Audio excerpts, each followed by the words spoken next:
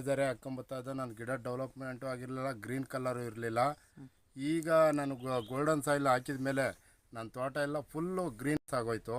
ಅದರಿಂದ ಏನು ಮಾಡಿದೆ ನಾನು ಇವಾಗ ಇದಾದಮೇಲೆ ಇವಾಗ ಅದನ್ನೇ ಯೂಸ್ ಮಾಡ್ತಾಯಿದ್ದೀನಿ ಸರ್. ಹೌದು ಸರ್. ಈಗ ನಮ್ಮ ಒಂದು ಗೋಲ್ಡನ್ ಸಾಯಿಲ್ ಫ್ರೂಟ್ ಪವರ್ನ ಎಷ್ಟು ಟೈಮ್ ಕೊಟ್ಟಿದ್ದೀರಾ ಮತ್ತು ಸ್ಪ್ರೇ ಎಷ್ಟು ಟೈಮ್ ಮಾಡಿದ್ದೀರಾ ನೀವು? ಸರ್ ಒಂದು ಸರಿ ಡ್ರಿಂಚಿಂಗ್ ಮಾಡಿದ್ದೀನಿ ಸರ್. ಒಂದು ಸರಿ ಸ್ಪ್ರೇ ಮಾಡಿದ್ದೀನಿ. ಹೌದು. ಎರಡೇ ಕಿತ್ತಿಗೆ ನಂದು ತೋಟನೇ ಗ್ರೀನ್ ಆಗೋಯ್ತು ಸರ್.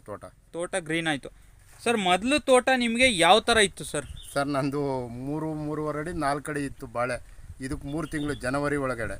ಈಗ ನನ್ನ ತೋಟ ಬಂದು ನೋಡಿದರೆ 10-10.5 ಅಡಿ 11 ಅಡಿ ತೋಟ ಇದೆ ಸರ್. 11 ಅಡಿ ತೋಟ ಇದೆ ಸರ್. ಇಲ್ಲೆಲ್ಲ ನಾವು ನೋಡ್ಬೋದು ಬುಡಗಳೆಲ್ಲ ಯಾವ ಥರ ಚೇಂಜಸ್ ಆಯಿತು ಸರ್ ನಿಮಗೆ? ಫುಲ್ಲು ಎಲ್ಲ ಗ್ರೋತ್ ಬಂತು. ಮೊದಲು ಒಂದು ಅರ್ಧ ಅಡಿ ದಪ್ಪ ಇತ್ತು, ಇವತ್ತು 1-1.25 ಅಡಿ ದಪ್ಪ ಇದೆ ಸರ್. 1.25 ಅಡಿ ದಪ್ಪ ಇದೆ ಸರ್. ನಾವು ನೋಡ್ಬೋದು ಬಾಳೆ ಗೊನೆಗಳು ನೀವು ಸ್ಪ್ರೇ ಕೊಟ್ಟಿದ್ದಾದ್ಮೇಲೆ